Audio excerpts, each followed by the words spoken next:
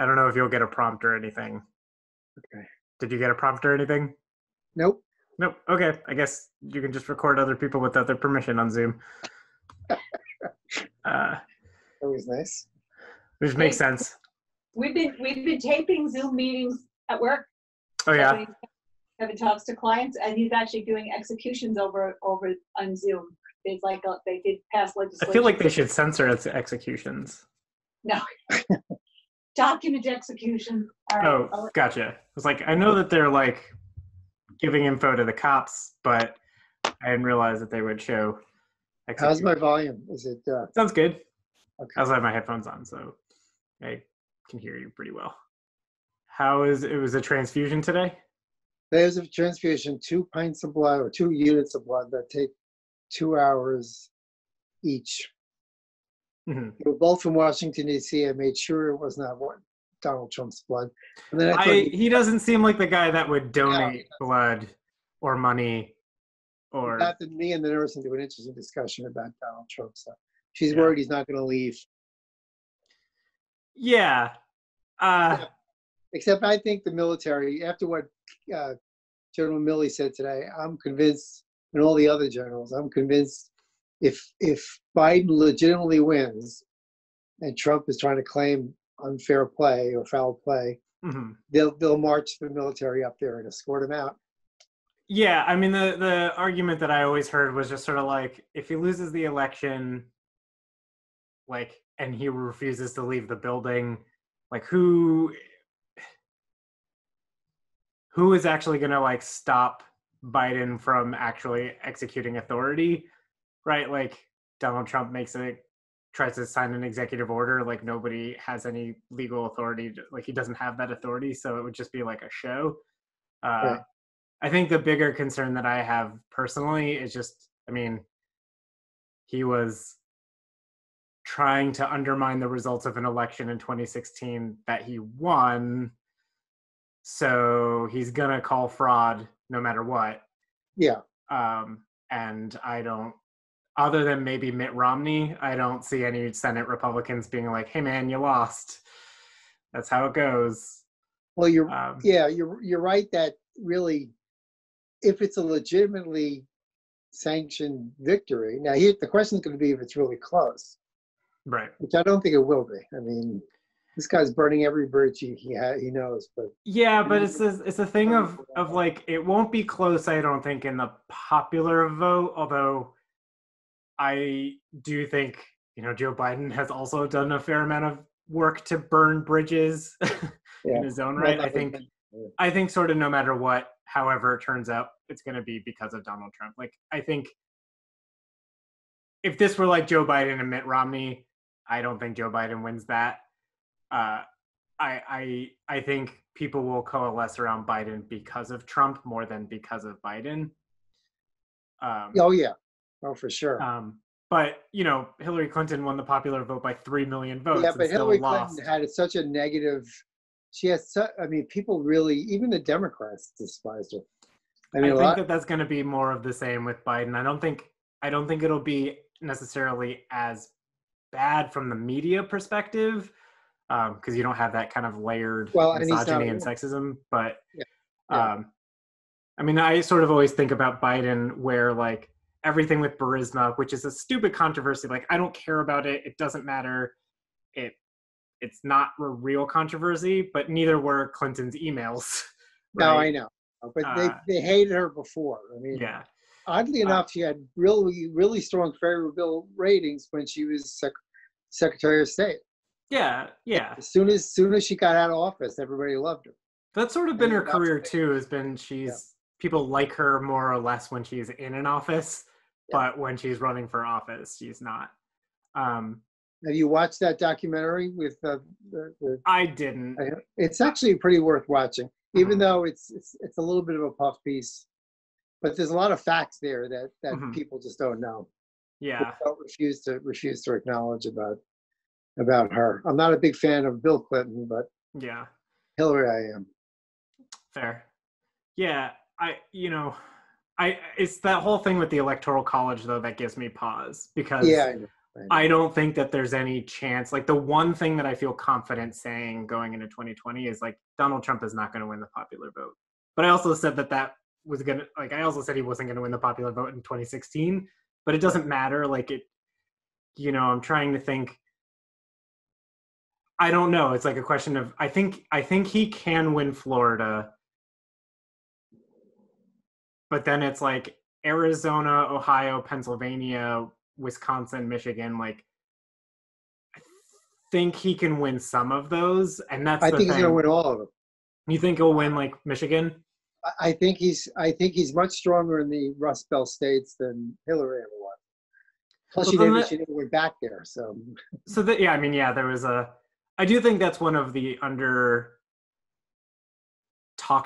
discussed issues of the 2016 campaign. There's so much, from the Comey letter to the Russian involvement to just all the fraud that was happening from Trump, and there was the bribery in Florida and stuff like that. We're just like, and then voter discrimination or voter suppression is huge. Suppression is going to play a role. Yeah, I think that could be a factor.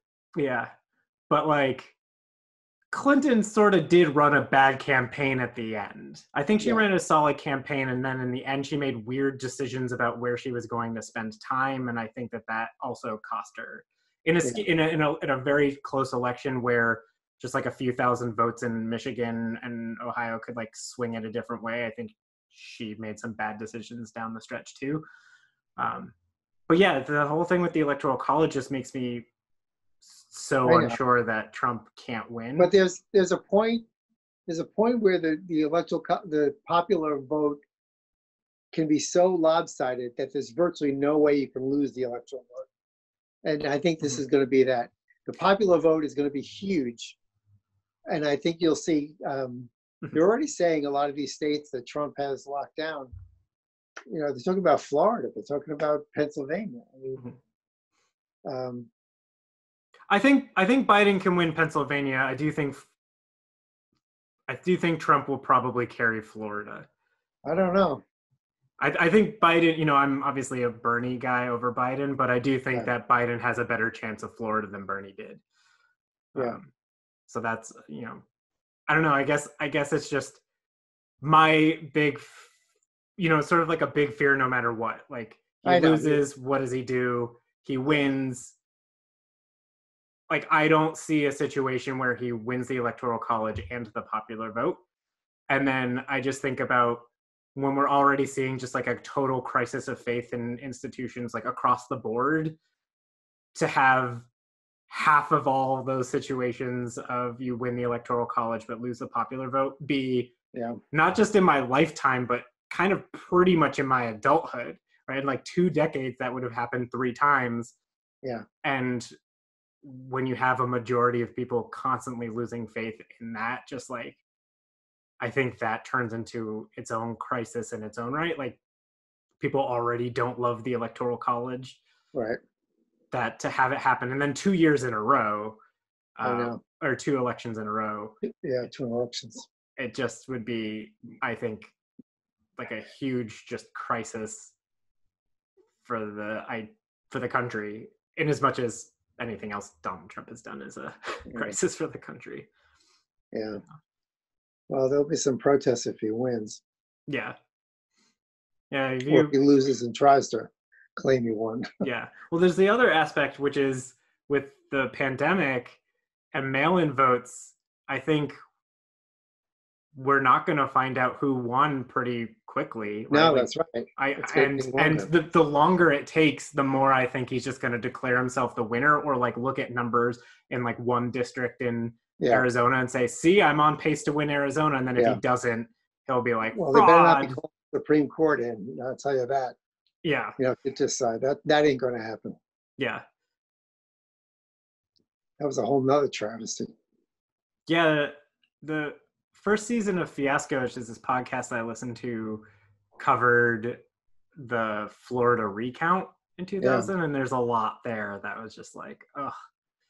I mean, that's the thing that's frustrating, is like, I don't know that I've heard anything compelling one way or the other about who definitely would win Florida in a recount, but just the way that they came down on that decision, how they Yeah. like basically prevented it, and the Supreme Court got involved in what should have been like a state issue anyway. And why it's a state issue for a federal election, I'm not sure. Well, yeah, It's because just so the states control the elections, yeah. and so they had Catherine, what's her name? Who's that witch from Florida, the Republican? Yeah. I don't remember her last name, but yeah, she was. Yeah. You've been But, following the protests at all, or? a little bit, a little bit. Not, I mean, you just can't not see them. I mean, they're expecting by November, they're expecting 1 million deaths through this pandemic, based on what we have now. We have 113,000. They're expecting That's worldwide. No, that's in the United States.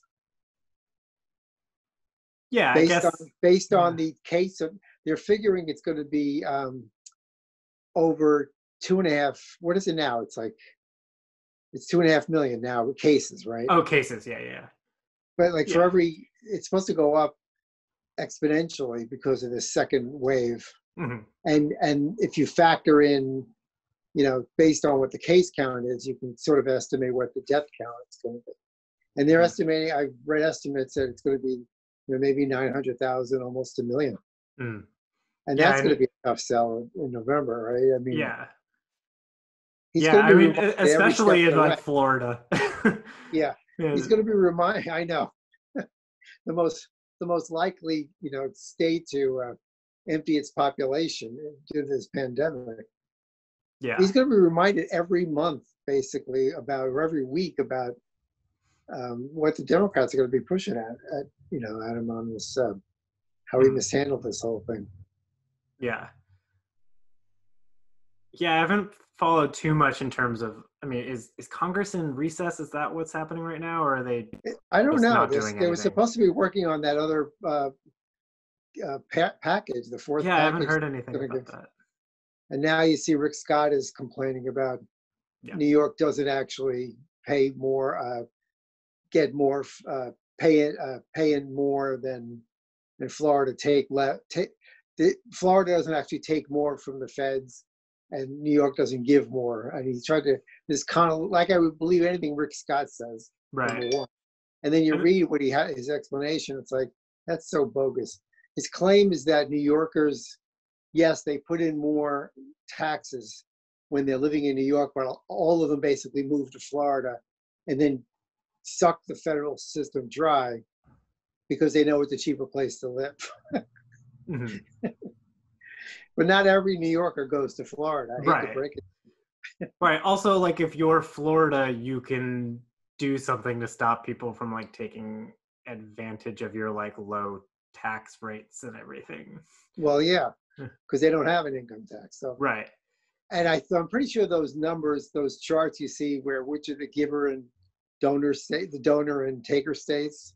Mm-hmm. I think they're just talking about federal grants to the states compared to what they pay in to the. It's not a function of who moves there and why they move there. Mm-hmm. He's such a liar, Rick Scott. Yeah, he looks like a penis. He looks like a giant penis. I know too. I mean, it was 2018. It was the midterms. Florida voted on a ballot measure to restore voting rights to ex-convicts. I know, and that's and good. Then the state Senate Republicans have just blocked that at every turn. So going into 2020, they still can't vote, which is, I think, just immoral and unethical and frankly unconstitutional to strip people of their rights permanently to begin with. Yeah. But also to just ignore the will of the people. Like ignore the will. Massachusetts was sort of dragging its feet for a while in terms of implementing legalization of marijuana. Yeah. But they like gave themselves deadlines and like figured it out more or less. Yeah. Like, they weren't just dodging indefinitely. Like it was gonna happen. They were just trying to figure it out. This just feels like they're trying to prevent it from ever actually happening. Yeah, I'm sure it does. Yeah. Do you have a good birthday? I do. It was quiet. I got chemo. Right. Which is not a cheap gift, by the way. It's a very expensive gift. Yeah. But like I said, It seems to be this time my PSA went down, which is good. Mhm. And I'm excited about, I'm hoping they find some biomarkers that they can use for alternate therapies, because I don't know that we have a plan B, but that's Mhm. that's the point of this. And Mhm. everybody's been talking, thank you. Everybody's been talking about getting the genomic testing. Mhm. This isn't going to tell you whether or not you're at risk. Sorry. It's not a germline study. It's, I that don't know what says any whether of I that would stuff pass this means. down. It's just the structure of the tumor itself Mhm. and how they could treat it, Mhm. which is amazing when you think about it, how they can analyze the gene structure of the tumors to figure out where the weakness is, and then develop a chemo that can Mhm. attack that specifically. So this is Buck Rogers kind of stuff. Yeah. Yeah, I think I was saying something yesterday through text about like when I subscribed to Scientific American, there were always new studies or new Yeah, stories about like new treatments that were very advanced and sort of like specified to the individuals rather than just trying to like a blanket thing on yeah, everybody. yeah. So Well, it is it? does. So You go do ahead. get lost in the weeds with that stuff, and Yeah. if you're somebody like Dave or Lisa who understands this stuff, it gets down to the biochemical level, Mhm. and Yeah. that's where you lose me. But I understand Yeah. the concepts, but I don't even know that I do. Like you keep when you send those emails that are explaining everything, I'm just like, I don't know what any of these biomarkers. I think I have an I'm not sure idea. what they are either. But they're defective genes, is what they are. Mhm. So this is a cell from a prostate organ, so it should look a certain way. Mhm. So they can tell that if the gene structure doesn't match, then they've got something, and they match those the gene structure that's defective against a database I'm sure that they have that Mhm. says, well, here's what lung cancer looks like compared to Mhm. to what it should look like, and this is what breast cancer might look like. And the reasoning is that they might be able to use chemicals from that regimen for prostate cancer. And I'm seeing a lot more prostate clinical trials that come from breast cancer, metastatic breast cancer, Mhm. discovery. So, and he said that's kind of where cancer research is going. Mhm. Immunotherapy has never been one that worked well with prostate cancer, but I suppose there may be something, the biomarker, that suggests immunotherapy for that particular, biomarker. And Mhm. so at this point, I'm just looking for things because I can't stay on this chemo forever. Right. It's just killing me. Mhm. But yeah, So after you do a chemo session, do you wind up just staying inside and resting, or? yeah, I wasn't that way in the beginning, but it is that way now, which Mhm. suggests, there is a cumulative development, and that's what they're Mhm. saying.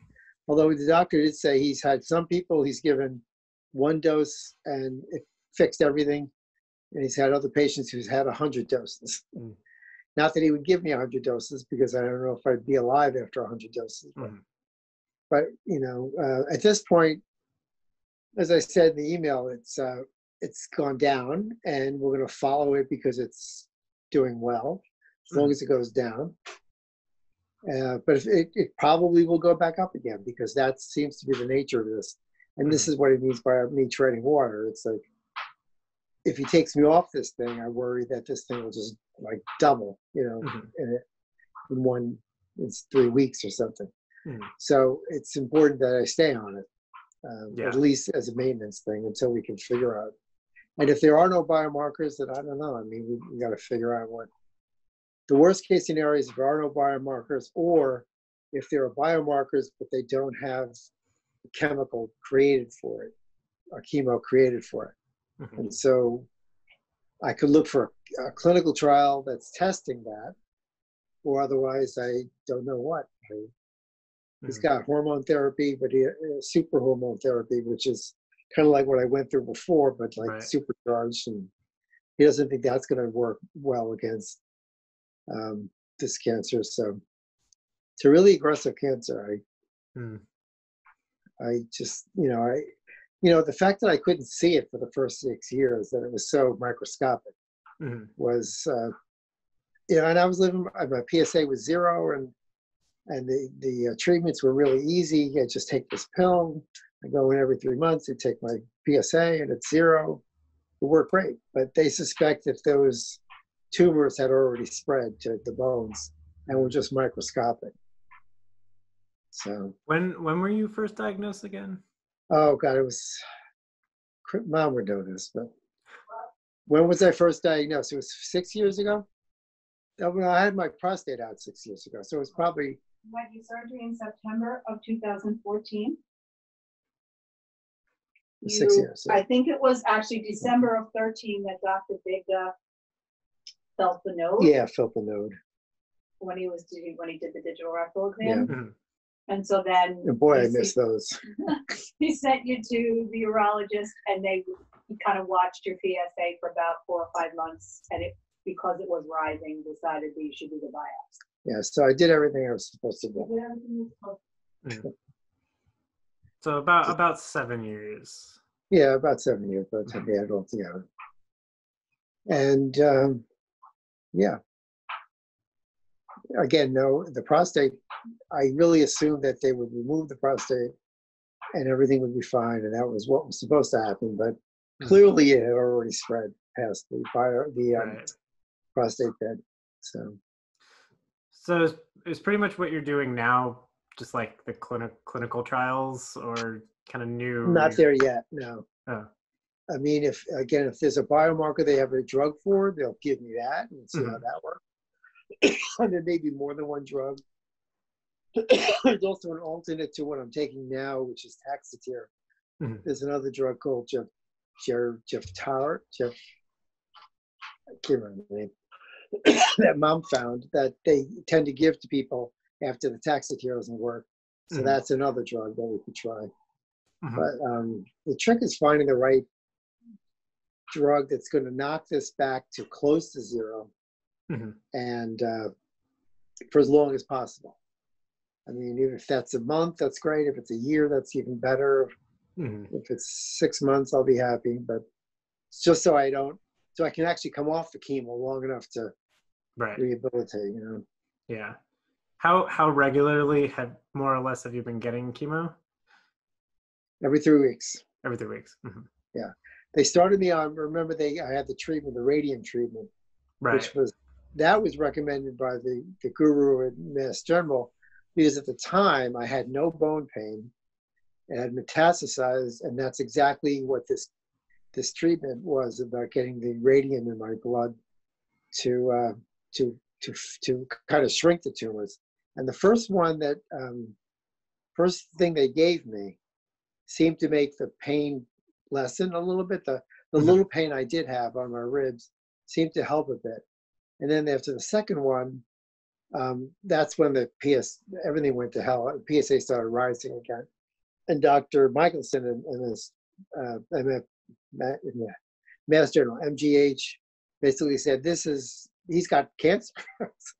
I mean, this is spreading. So we got to stop him on the radium, which he did. The problem is the radium goes away in a matter of a few days, Mhm. but the effects of the radium last for 3 months. Oh. So I lost about 3 months worth of time in terms of getting like my blood cells, my red blood cells weren't producing, my platelets were not being reproduced. So if the platelets were low, it was keeping me from taking the chemo. So that kind of I wasn't getting the chemo on a regular basis. So now maybe that I'm getting it on a regular basis, maybe that's making a difference. So that's something to consider. But we're going to follow this at least in one more. This one more, we'll see. If it goes down again, he may want me to stay on it another 3 months and see where it goes. I mean, if I can ride this for a few more months and get it down to 0, then maybe we hold Plan B in reserve, or maybe Plan B requires that I need the time. I mean, I may need to wait for a clinical trial that's working on this. Yeah. How does the hospital have like a different vibe now with the pandemic at all, or does it more or less just feel the same? First of all, just yeah. more rules. No, more rules, but they're smart about doing it. But everybody's wearing masks. And today I was there for a good 6.5 hours, and I had one of the light grade masks that the hospital gives out, and I couldn't breathe by the end of the 6 hours. Yeah. I said to the nurse, I don't know how you do it. She goes, yeah, I have to go out and outside and just take the mask off for a while because it's. And then up in the ICU, they have the N95 masks, which are even worse because they're respirators actually, and they really, really suffer with that. But yeah, they don't allow visitors. So the waiting room is a lot leaner. There's nobody in there waiting. Mm-hmm. So they minimize the amount of contact anybody has. And these guys are constantly washing their hands. And every station has a sanitizer pump, or whenever they go from station to station, first thing they do is pump. And so they feel safe where they are, actually, is what the source told me. And I asked her today if they saw like how close they were to maxing out the ICU, and she said, we got full, but we never actually exceeded the ICU at Cooley. Oh, really? And now at Cooley, so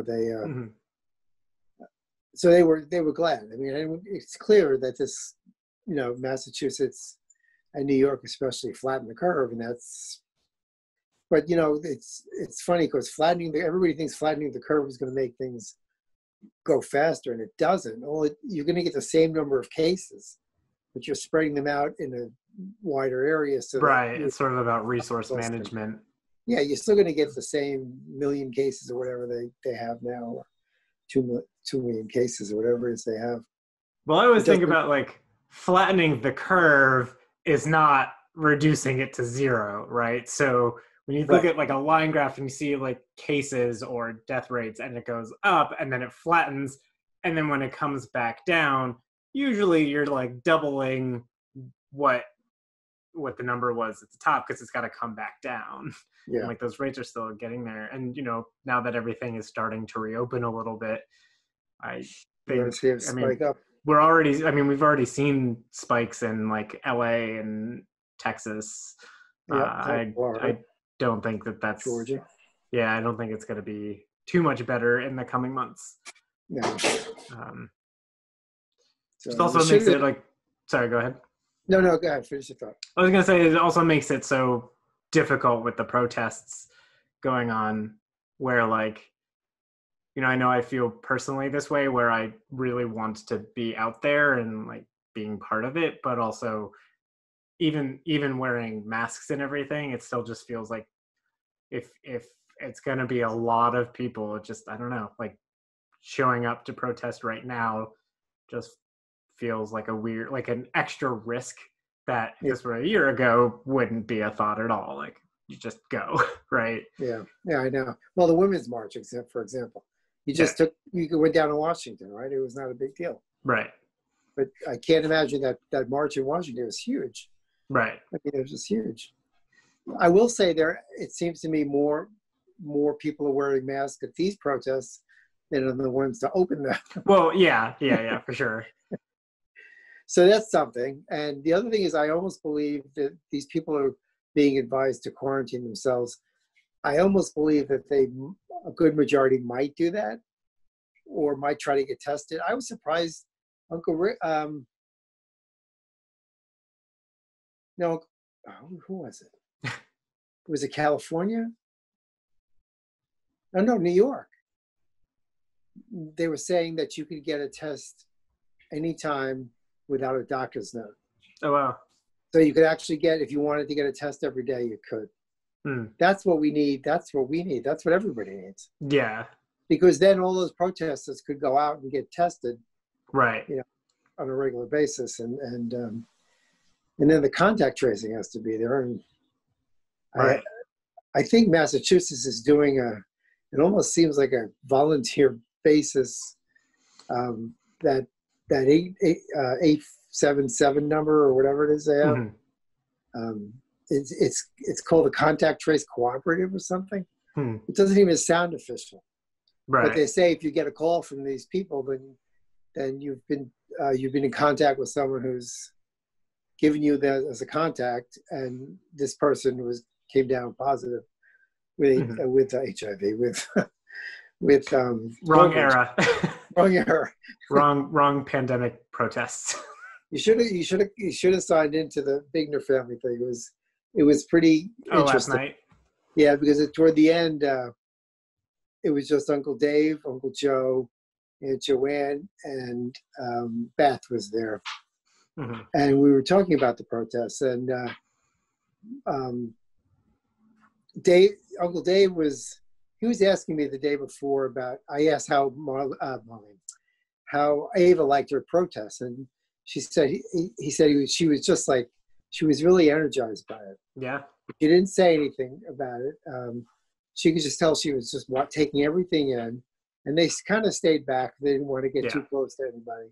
Mm-hmm. But Marlene, I guess, didn't want him to go, and he told her, "Look, I'll be safe. It's not going to be violent because of the pandemic." And the violence, but the violence is pretty much over because they either arrested or chased all those Boogaloo boys or whatever, Proud Boys or whoever the hell they are that were causing the problems. Mm-hmm. So they took care of those guys, and then suddenly the protests got quiet. So what a surprise! But they went down, and so he asked me. He says, "What do I say when, like, my father?" He says, "My father-in-law is a real Trumpy." And he says, what do I say when he says to me, all lives matter? So I said, well, you tell him all lives can't matter until Black lives matter. You start with the fringes. You start with the people who are being marginalized. Then all lives will matter. I said, for that matter, the trans kids are the ones I worry about the most. They're getting beat up left and right. Mm-hmm. You know. So he was asking me stuff like that. And do you remember what Beth's daughter Franny, who's 13, what was her thing about a fire? Something about it's like you can say all houses matter, but the one that's on fire, you're gonna put. You're not gonna put water on all houses. You're gonna do it on the one that's actually on fire. Right. And right now, Black lives are on fire, which I thought was pretty astute for a 13-year-old. And Beth's in a situation where Mikey has quite a few African American friends, and so they've had conversations with him.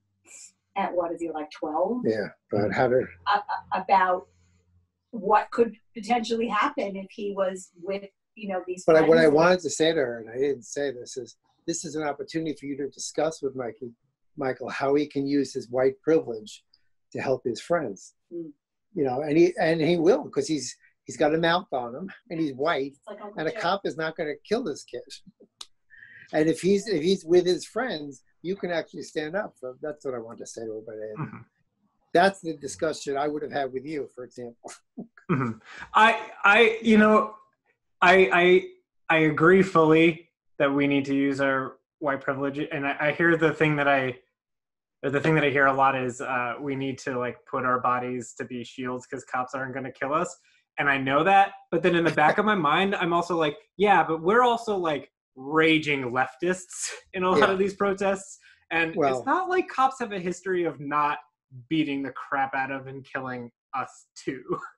I know like in a very like public protest, right? They're not gonna treat us, especially like hands-on, the same way. But I'm also like, oh right, part of the history of police is also like cracking down on leftist organizations and like busting up unions. True. Like that you saw this a little bit with the NYPD, where they would like block people, give people a curfew, but then block them in so that they couldn't actually leave by curfew. And then that was just to justify the violence. It's like, oh yeah, that's like an old union busting tactic that the cops used to do, because that was also one of their functions. Yeah. No question. I mean, you saw the Gugino guy, the Catholic worker guy who was pushed, 75 years old, who was pushed to the cement. I mean, it's clear that these guys, some of these guys just don't have any conscience at all, it seems like. Or I was just following orders. Right. That didn't work in Nuremberg. Why is that okay now? Yeah. It is funny, like it didn't work in Nuremberg, but it also did work in Reconstruction. So it's kind of a hit or miss. Well, there was some economics involved there as well. And, But I'm glad to see them taking down and talking about renaming. I think those are important things. Yeah. I really do. I think those are symbolic, but they're important. Yeah. And Fort Bragg, is Fort Bragg. Are they renaming or? Yeah, they're renaming it, but one of them they were named after was like one of the worst Confederate generals ever. The guy should never have been put in the history books. Yeah. Ever. So why are we naming them after this loser? There's Right. plenty of the soldiers that have been in the 20th century. We can name somebody after that's a true hero. But also, like, why are we so obsessed with naming everything after soldiers and generals anyway? Like, I know. It's so funny having just gone through like years and years of reading about like the founding of America and reading about like George Washington and Thomas Jefferson and James Madison and John Adams, and being like, just how many of them were like, yeah, no, armies are like a tool of oppression. We don't even want a standing army in peacetime at all, like in any capacity. Because, well, primarily because armies mean taxes and taxes mean government overreach. But also just like the idea of like a standing army is like the tool of like Napoleon and King George, and that was just sort of problematic. And then, you know, it is funny George Washington being like, I mean, he was famous for being a general, but it probably really wasn't until Andrew Jackson in 1812 that like the glorification of military people but you have to figure too that when the full federalization process, I mean, finally took hold and we became an actual single entity, that's when you needed some sort of federal tool to protect the nation from outsiders. So it was always the military protects us from the outside, and each state has a standing militia, right? I mean, right. Yeah, but it's like everything is named after a soldier now. But like if you only ever see like Medgar Evers Park in like Harlem, right? Yeah. Like you don't see like things named after civil rights leaders outside of a place that's predominantly Black, or that's true. You know, Latink's farmer workers was Cesar Chavez. Of course, naming it the Medgar Evers Air Force Base doesn't sort of a cognitive dissonance. True, yeah, but like, yeah. I mean, we don't really put up statues. It should be after a soldier, but there are decent soldiers that you could probably come up with. Yeah, that would be. But you're right. I mean, even the public institutions, it's right. And then the public monuments. I mean, they're all basically military people. Right. And you know, especially, you know, there's sort of different eras of the Lost Cause campaign from the South, right? Yeah. The whole like glorification of Robert E. Lee and the Confederate flag especially became prominent in like the 1910s and 1920s. Right, that's right. Civil rights started up, Right, and coincidentally. Right, and not that they weren't already pushing that narrative pretty quickly after the Civil War. I mean, you can see things, the Lost Cause goes back to like 1877. So they moved pretty quickly to hide their own motivations. But it's like, why do we even put, even, you know, Robert E. Lee is such a funny one to me too, because it's just like, the dude, like he's like a sign of patriotism, but he literally fought against the country. The wrong kind of patriotism. Fought to disband the Union. Yeah. Right. And just okay. Why is there a statue even outside? It's true. What nation on earth glorifies if the Tsar had actually repelled the rebellion of the Russians during the 1917 Russian Revolution. Right. It's unlikely he would have put up statues of Lenin and Marx. Right. You know, they would have all been executed. But yeah. Of course, that's not the example to use either. But I mean, no nation does that. Right. So, but then it's also like, I mean, I think I posted something about this recently about the Christopher Columbus statues, where I'm just like, I don't even know what he has to do with the United States anyway. No. He never landed here. And he was a sadist and and a psychopath. Why? But like, even if you can hand wave all that away and just say, "Oh, it was the 1500 or 1400s or whatever," like everybody was cruel. But like, even with that, it's what does he have to do with the United States? No, I know. It's just like the history isn't there. No. Yeah, I mean, I know that they're like sort of symbolic, but I have felt pretty excited to see some people like toppling those statues. It just feels. I know. I think they're important. And you know, the thing about like, that's destruction of property. They should just go through the proper channels. Where it's just like, yo, people have been complaining about these for generations at this point. Yeah. Like at some point, I don't know, the proper channels are like, you've made it clear that you're not listening. So yeah, I don't know what else there is. And then you have the rewriting history, right?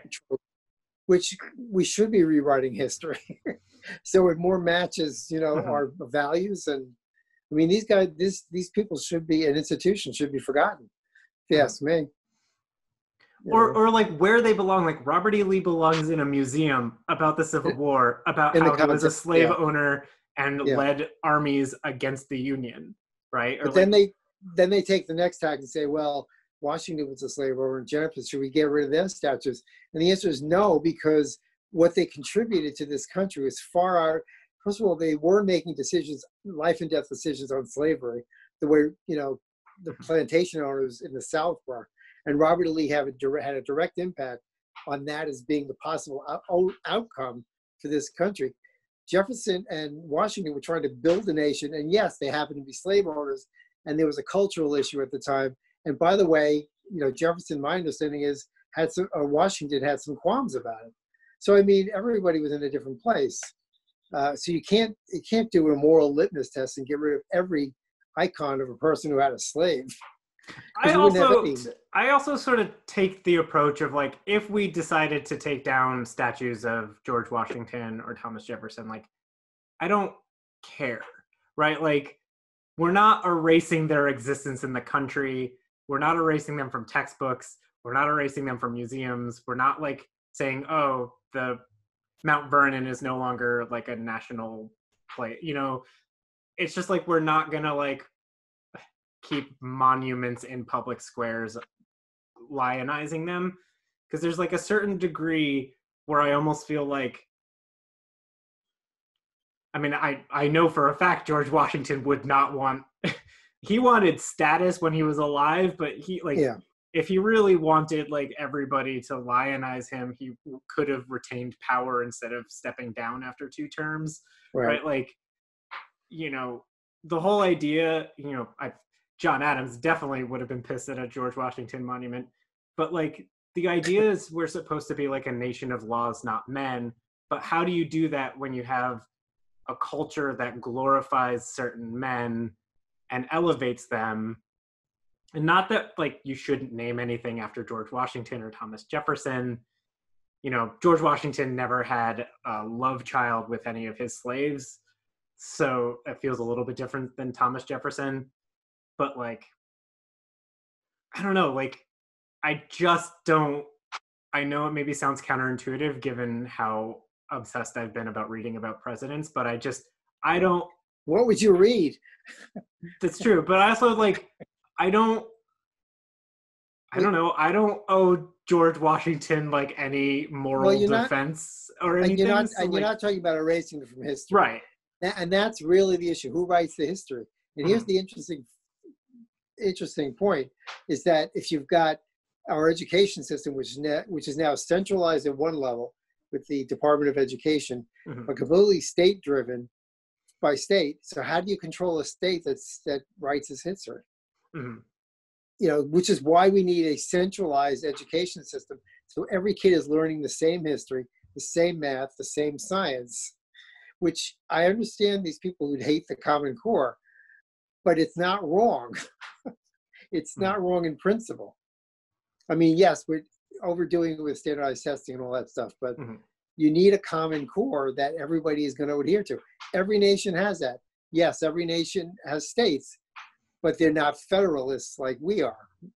I mean, federalists like we are. Yeah. So they should they need to standardize on a set, and you won't get states to agree to that Mhm. because everybody wants to control their version of what the truth is. Well, it's also funny, like, you look at states like Texas or anything in Deep South wants to put in intelligent design in science textbooks because want to hear like both sides of the argument, right? We want kids to hear all theories or whatever.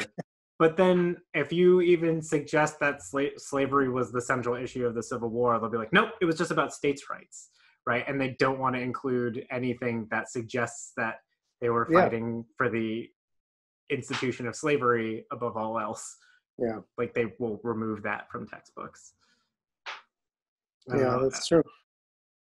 Yeah. This is why you get kids coming from different parts of the country. When they move, they're light years behind their fellow classmates because they've learned something different than in Texas than they did in New York. So I mean, and I don't know what the answer is. I mean, because states are never going to agree to here's what you have to teach.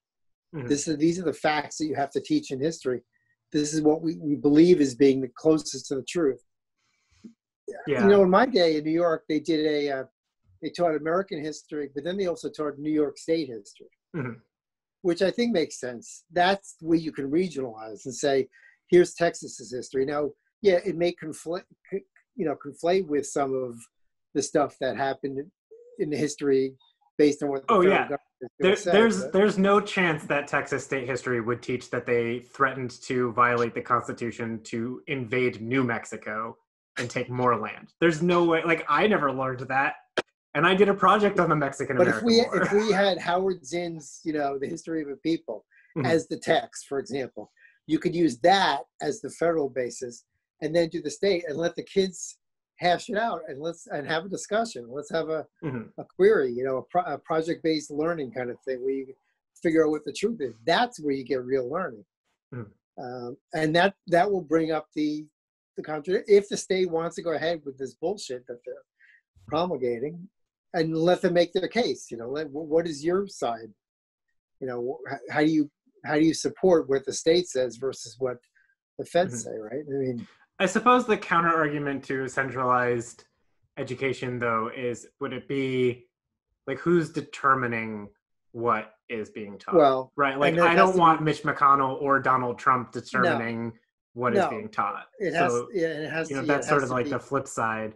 It has to be bipartisan, and I know that sounds silly, but it has to be bipartisan, and it has to be fact-based. It has to be history-based. So you need your historians, you need your scientists that can have data that shows what actually happened at different events, and I don't know. It's a big project, and I know the Republicans hate the idea of the Department of Education anyway, and would love to dismantle it.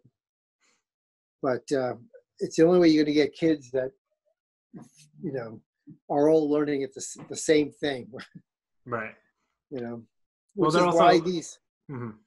No, okay, go ahead. I was just gonna say, well, they're gonna dismantle anything that typically works against them, right? Like voter rights tends to work against Republicans, so they squash that. Education tends to work against Republicans. Everything works against Republicans. Right. So because it's like they understand that they aren't actually broadly popular. Like they're broadly popular among a lot of white people, but that's pretty much it. And so they do what they can because they know they can't, which is always why it's funny when they talk about, the free market of ideas. Or it's just like, you don't believe in that because you are suppressing the vote all the time. Yes. And gerrymandering. Like if you genuinely believed in the free market of ideas, you would run free and fair elections. And if you win, you win. And if you don't, you don't. It's true. And the free market is not a good example to use because the free market doesn't always work either. So there's also never been a free market. I don't know what they're talking about. We're missing $500 billion of unaccounted tax money from the bailouts, and we can't even see why. And the amount of corporate welfare in this country is just astonishing. I mean, they talk about letting the free market work it out. When have they ever done that? Yeah.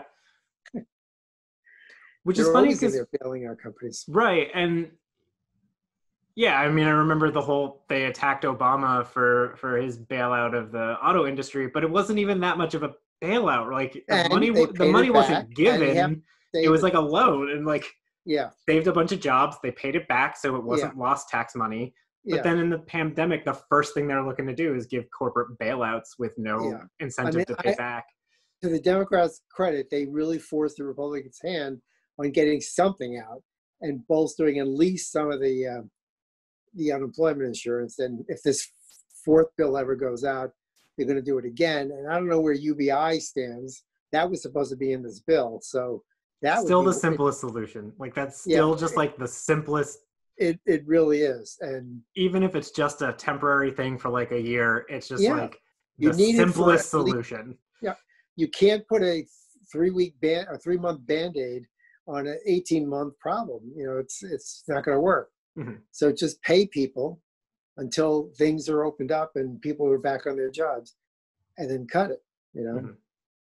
Yeah, I mean But now, I give them credit for getting that much anyway. Mhm. So God, these Yeah, Republicans are just awful. They're just awful.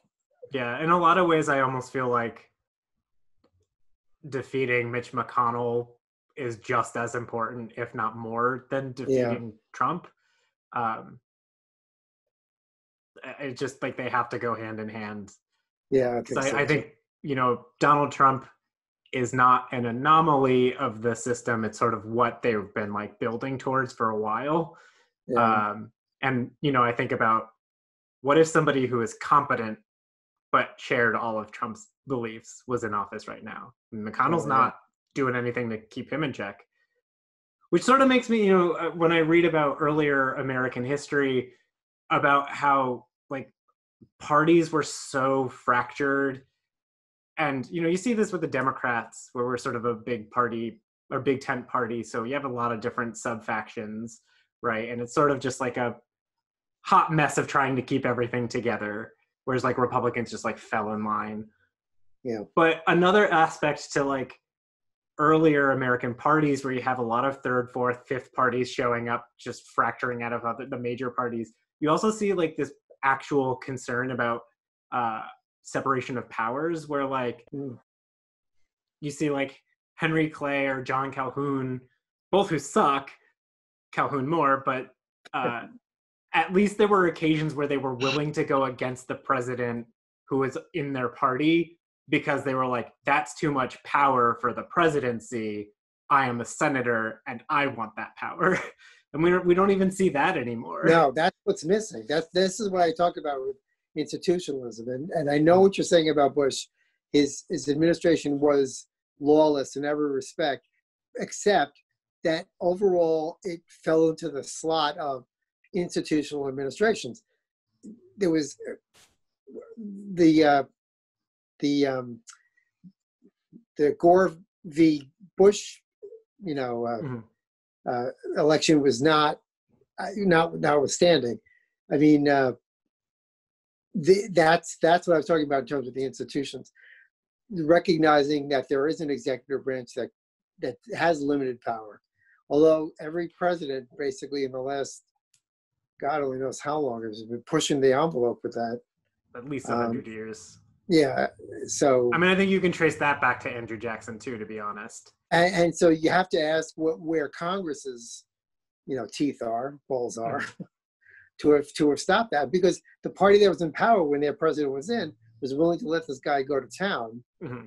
And so, same thing when the other parties flipped. So the Congress needs to understand its role in terms of, and now we're at a point where Congress wants to oversight, and the executive branch is just thumbing its nose at everything. We're not going to give you memos. We're not going to go to your subpoenas. We're not going to cooperate. But it is, I think the issue, I mean, it's a level of partisanship now that I don't think we've ever really seen. Yeah. Where, I mean, the Republicans in Senate could hold his feet to the fire. Like, the only real reason he's able to thumb his nose at these institutions and these norms is that the Senate Republicans don't care, right? Well, they feel that their tenure there is tied to his popularity, and if he goes out and campaigns against them, they're going to be losing a seat in the next election. I think there's 24 Well, reps. I think there are 24 reps up for the Republicans. Mm-hmm. So that's a lot of that's a lot of pressure for But again, are you there to just have your seat? Are you there to maintain the office, which includes oversight, which includes checking the power of the executive? That's just as much a part of their duties as passing laws that or passing judges or. So they understand that part of their function really well. They don't understand the other parts or don't want to understand. Yeah, I think it's more that they just don't care. Like the only thing that they care about is power for themselves. Is power for themselves, yeah. Right. So that we call corruption. Right. I mean, you even look at like the Supreme Court and just like, no, that's not fulfilling its supposed function either, because it's just been so partisan. Yeah, it has. Yeah. You know.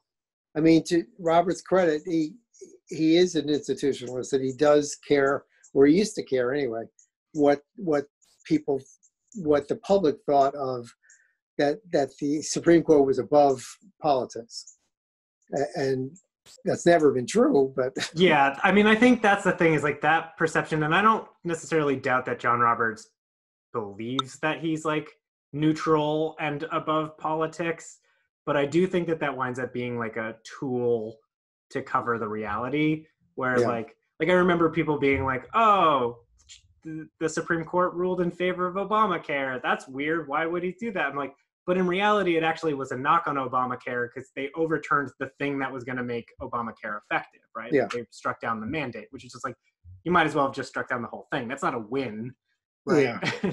So, but it's this idea, it like gives the impression that he is like neutral when he's definitely not. You know what I mean? It was a way to save the image of him being right, and that's where I think like I mean, to a degree, Scalia also was like that of being like, oh, I'm just defining words and being literal, but he was making interpretations all the time. He just presented as being like neutral, and I think in a lot of cases that's just like they're just wolves in sheep clothing in those moments. So let me get this right. So the feds say they can't mandate me to have health insurance, but the states are allowed to mandate that I have to have car insurance. Pretty much, yeah. That is, and like I'm pretty sure like they can say like the states, like the healthcare is like can be viewed as a tax, but then they struck down that it's like that the states have to require you to buy it. Right. Which is also one of the reasons why I like just a universal healthcare program so that nobody is buying it. Well, that's the point. Right. Yes, yeah. Which is there's a lot. I kind of forgot all about it with just everything going on with the pandemic and the election and these protests, and just forgot that there was like a Medicare for all bill for Massachusetts coming up. And I like initially signed up to be part of that campaign, and then the pandemic hit and I haven't really heard much from them about it. So I imagine that they're like trying to rethink what they're doing because knocking on people's doors is probably not in the cards. Yeah, no, good idea. Hey, can we just take a minute? I got to go see a man about a horse. Sure. Have I stopped? Okay. Yeah, I can. I'm not going to pee right here. That's fine. You can do it. It's your house.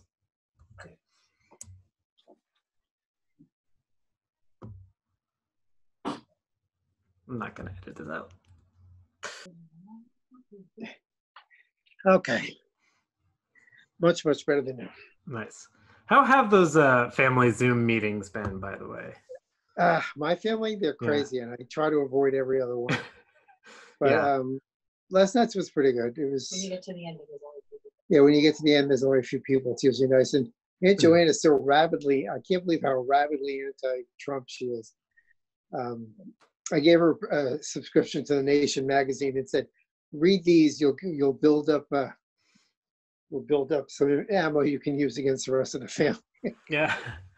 But Uncle Dave even is like, Uncle Dave's following. yeah, Uncle Dave follows you. He says he loves reading your stuff. Oh yeah. Yeah, I kind of forget that. Wait, we're on Facebook? He follows me. Well, We're in friends. on Facebook, yeah, or your Yeah. rants. Okay. Yeah.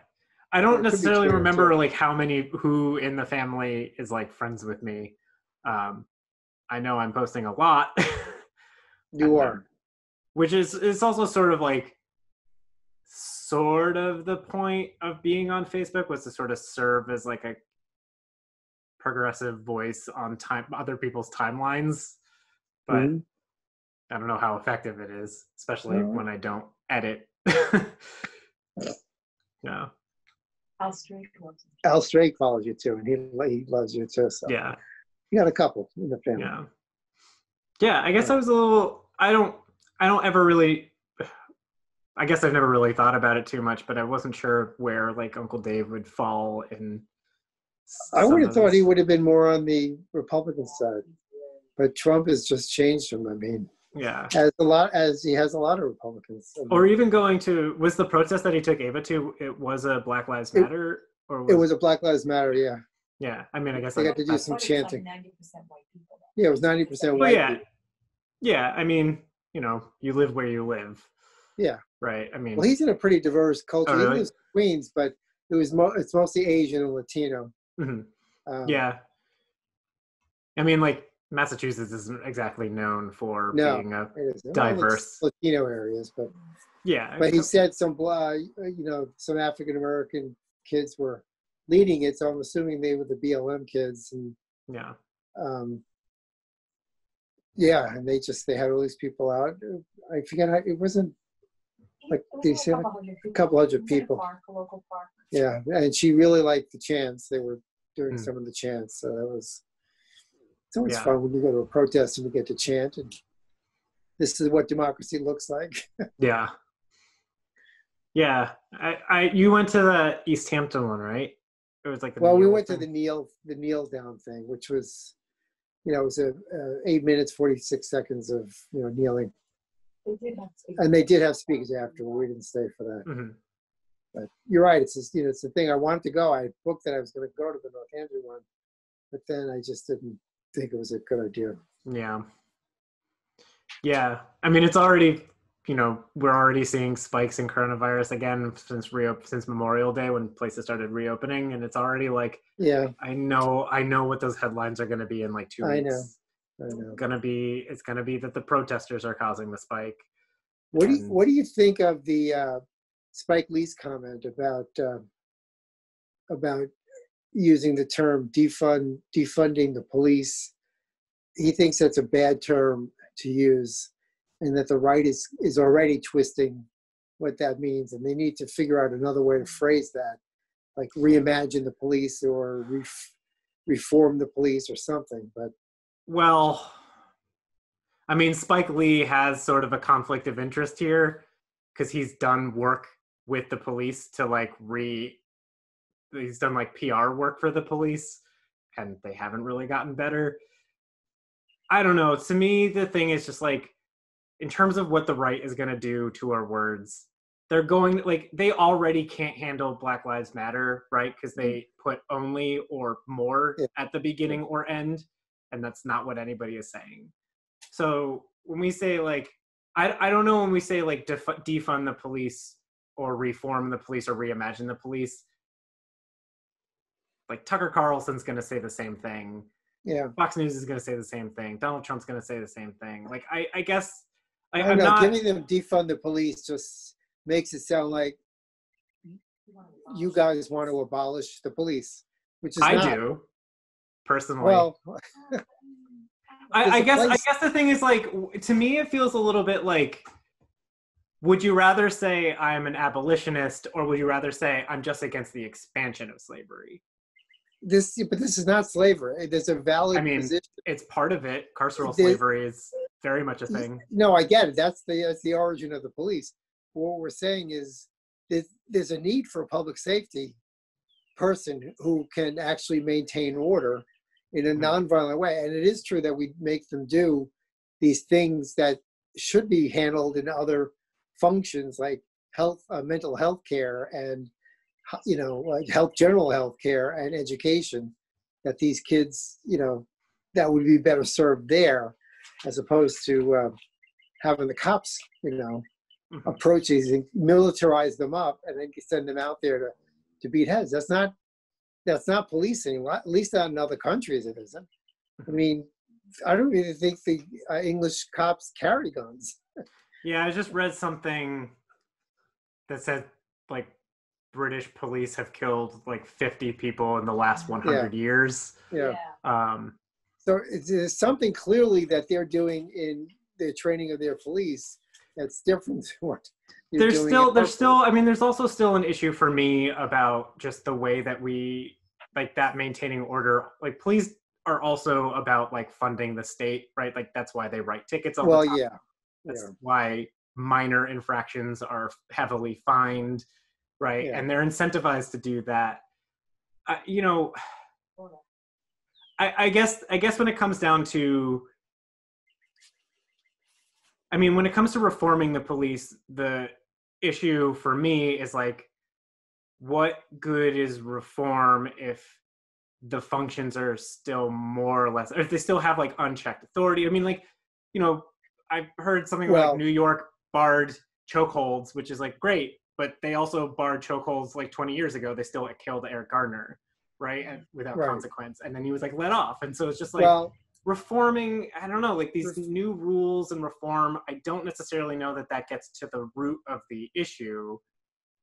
And then like, I don't know. And then in terms of like, to me, defund just like adequately explains what you want. Because even if you're not an abolitionist of the police, like even if you're saying like we need to like cut back, roll back what their function is, like no more police called for mental health crises, no more police for like minor infractions or whatever. Right. Like, and then saying you want to put more of that money into, you know, particularly communities of color, and start addressing the issues that cause crime. Because the other thing is police are fundamentally a reactionary force, right? They're responding to crime. They're not really preventing crime. I know people think that like broken windows policing reduces crime, but the data doesn't really support that. No, not at all. But either way, like the solution is cutting funding to the police departments. So I almost don't even say, if you say like reallocate funding, to me, it's just like, well, what's the difference between saying reallocate funding versus like defund the police? It's the same I understand. thing. It's just that from a political standpoint, it makes it easier if the language already is at 90% of the way there for the Republicans. Having said that, the other thing they need to do is bust the police unions. I hate to say that. Oh, no. Yeah, you got to give them credit. The police are the only people that have figured out a way to get me to hate a union. Yeah. Well, no, some of the AFL-CIO. I mean, yeah, sure. You know, but I mean, like conceptually, like the idea of a police union is just problematic. Because here's what every police is what I would think they do: bust the police unions, fire all the police, and have them reapply. And then you pick out the ones that you think you can work with, and get rid of the ones that are the psychopaths, that are the warriors. I don't know what that is. But there's also the issue. There's also an issue, though. Like, sort of thinking about this a few days ago, about like, oh, didn't we all learn about the Stanford prison experiments? Like, there's something about just like fundamentally giving people a badge that I think, and telling them that they're, you know, I know that when we talk about reform, one of them is going to be like the police will actually be accountable. I just have questions about how feasible that actually is. Yeah. You know, to me, it's almost like, to me, I guess it almost would be easier to just like completely abolish the police departments, and then communities that feel like they need some form of police can like rebuild it from the ground. Yeah. I could see rather than saying, here's where we are, we're going to try and like, because we're going to believe that, like, I'm supposed to believe that we're going to pass rules that the police are actually going to abide by and be like accountable for, right? Because like there already are rules, and the police, like a bunch of police officers shot and killed Breonna Taylor, like 2 months ago, because they got the wrong house, and none of them faced any consequence. And the state was just like, no, they didn't break the law or anything. It's like a woman is dead by their hand, and they still haven't even charged them with anything. I know. And there are already rules against cops like killing people, and it doesn't change anything. Yeah. Well, the unions have something to do with. Yeah. Unions have something to do with that. And then there's also the aspect of like, you know, Qualified immunity. district attorneys are an elected position. Yes. And if they're going to get anything done, they need to have a good relationship with the police department. So they're not really incentivized. Yeah. We also are a country that have glorified the military and the police to a point that, you know, any perceived criticism of the police is viewed as like, you want chaos, you want rioting, you want lawlessness. Somebody pointed out, though, I guess the NYPD union did go on strike a few years ago. Yes, yeah. And crime rates dropped. Crime went down. Yes. And then you see in like Seattle, where you see Seattle, the police left, and they like, look, I don't know how serious that ultimately is, but like, it's clearly not lawlessness. No. Right. No, and like, you know, who knows how sustainable that is, but like, I don't know. There's a lot to what you say. And I think this idea, maybe the idea of just abolishing them and having communities form their own, you know, their own. Because they're not a nationalized force. No, right? Like based every on police, these new principles, though. You know. Sure, I don't think any cop should carry a gun, just straight up. I mean, maybe you can keep them locked up and actually use SWAT as it was originally designed for. Like, I mean, I can see the value of like a SWAT team in like an active shooter situation. Yeah. Well, but right now, SWAT teams get used for like drug busts, yeah. which is not what they were designed for. They get used for policing low minor infractions now too. And it's just as like, that's not what they're designed for. I can see some value in a task force like that, but like, here's the theory.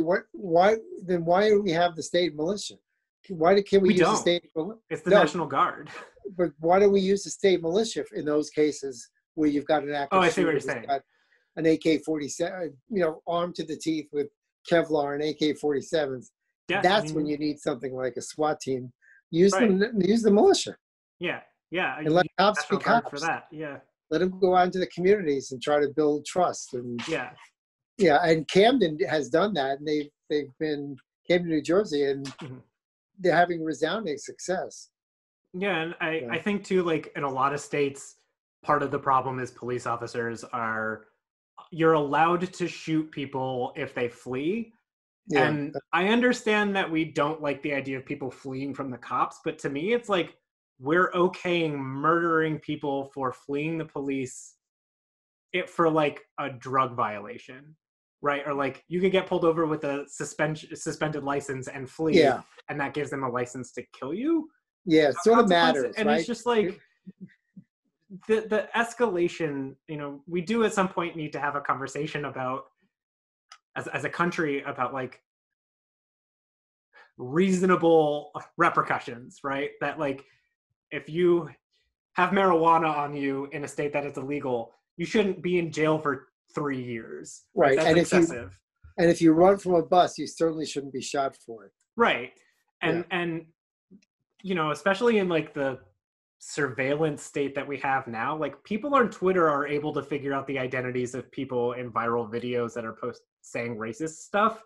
But I'm not supposed to believe that the police are able to, like detectives can't detect and figure out where somebody might be if they flee from the cops later. Like, I don't know. There's just so much about it. And I think a lot of it is just we've tied in the idea that we need this force to keep us safe. And I just sort of question the basic premise of it's the police that keep us safe. That it's like, you know, and like, because they are a reactionary force, as I mentioned. Yeah. And the data doesn't really support, especially a violent police force, you know, doesn't. I mean, we saw this with the protests. Like, there are studies that actually indicate that the excessive force has like drawn more people to the Black Lives Movement cause. Like, these massive shows of force from police force using excessive violence in protests against police violence have actually galvanized a lot of people to join who otherwise might not have. Yeah, right? they're actually proving the point. Yeah. And that's sort of the same thing. Like, that's, if you go back to, you know, the Fugitive Slave Act, you had a lot of people who were anti-slavery but not abolitionists. And then you had the draconian police enforcement of the Fugitive Slave Act, and that galvanized people to become abolitionists. So I don't know, like, it's also just not hard to see the way that like policing gets used. Like these reforms, I guess I just don't know what prevents the systemic racism, right? Like what in reform would stop over policing of communities of color versus affluent white areas? Mm. You know, I haven't, I'm not saying that there aren't reforms that would address that, but I haven't necessarily seen anything in the reform discourse that suggests that the over policing of communities of color would change that much. It's just they would be less violent about it. And well, that's a step. Which is a step, but I don't know. I mean, the issue to me is not that they're shooting people in the heart and not the leg. It's that they're shooting people at all. Yeah, you know? yeah. Like, but if you adhere to a community policing strategy, then the idea is you actually get out into the community and you work on building trust. mm-hmm. But you got to get rid of those cops that just can't do that, and you got to get rid of the police officers union. Yeah, the union is big. The union is big, but I guess I think I've made this point too on Facebook about like, I just don't know how to distinguish who the good cops are, because I just don't. They're like indistinguishable. Let's put it this way: the salvageable cops versus the ones that are just completely corrupt. I mean, there were new cops. Those two guys with George Floyd. It was their third day on the job, and yes, they were complicit, and they should be held accountable. I'm not saying that, but those are the ones you can probably pull aside and retrain, because they've only been in the field for two. Did one of them suggest that they need to Yeah, one of them actually suggested they need to turn them over, but they should be held accountable because you're still ultimately, even soldiers are trained not to obey illegal orders. Cops are not. I mean, but again, this idea of this blue wall that, we build a wall around our brother, and it's such a macho culture. That's the thing. It's like it is in a lot of ways the military culture. Like and it doesn't help that we've fed their fantasies and their fetishes with militarization, right? But you see, like, I was just reading, was it the Northampton hamburger cop who made that statement about hamburger doesn't make McDonald's bad. It ended up on John Oliver. But he also is like involved in like a civil suit because he's like part of training police and is very much like into that kind of like warrior mentality. And you see, with like NYPD in particular, any major metropolitan police department too is gonna like, it's always like us versus them. And when you have that mentality, right, like, that's, you're not members of the community, so how are you even supposed to police the community? Well, here's an idea. How about this? How about you fire all the cops in every community, and you go to the communities. Make them get real jobs?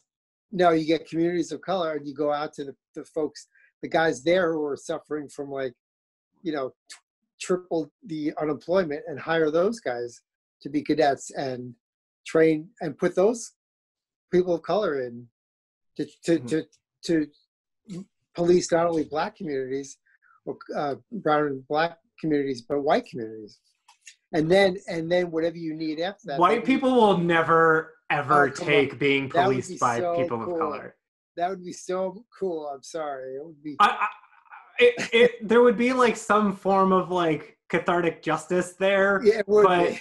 But I think like that's the only way to get conservatives to hate the cops, is to just make people of color police white people. Well, that's a start. Yeah, I guess. Yeah.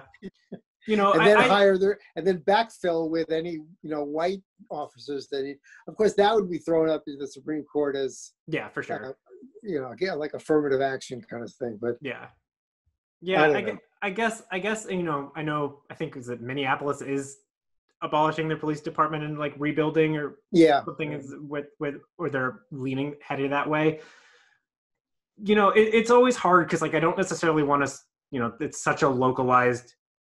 It's like a widespread issue across the whole country, but every police department is like its own thing, and like every community is gonna have their own different desires and their own needs. And I don't want to like make comments about what any particular communities need. But I will be Yeah. interested to see, I do think the idea of like abolishing the police or like reforming it so much that it's not even, we don't even think of it in the same way, right? Like what that might look like in a similar way to like legalizing marijuana. Everybody said for years that it would just like, oh, everything would, you'd have so many more addicts and crime rates would rise and whatever. And we haven't really seen any of that. Right. And I would be curious. I do appreciate that there are places that are going that way, so we can at least like see what it might look like. Because a lot of the conversation, do we need it? Do we don't need it? Or do we not need it? It's completely hypothetical, and everything is going to be based on just like an entire lifetime of being told that you need the police to keep you safe, or that the police is who you call for everything. And, you know, I think that we can rethink it. The very idea of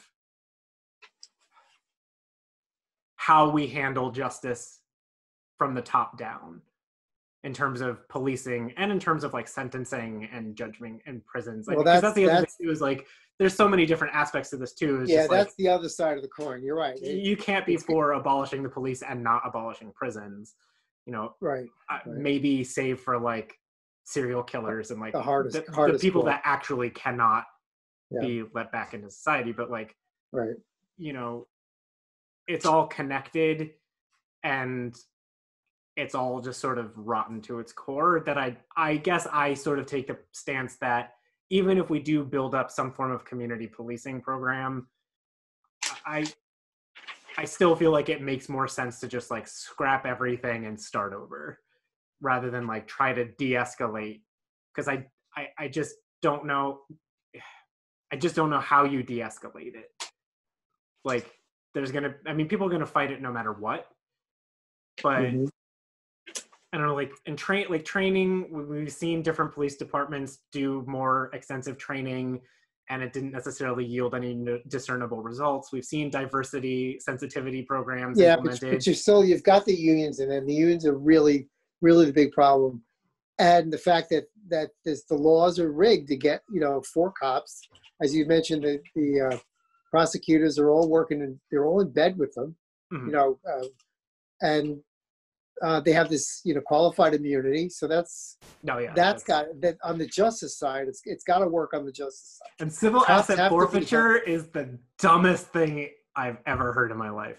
That civil asset forfeiture. Oh yes. It's basically cops can rob you. It is cops that steal right from you. Yes. You never carry large amounts of cash when you're driving, right? Because if they know you have cash, they'll rig something up and steal it. But you take $40 with you if you go to a protest, because that's usually what bail is.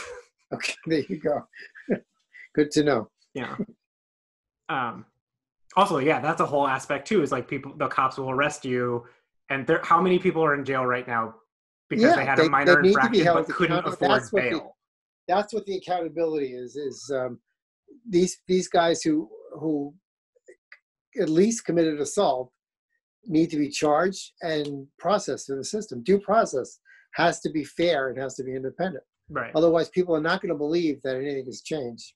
Right. No matter what, 8 can't wait or all those things.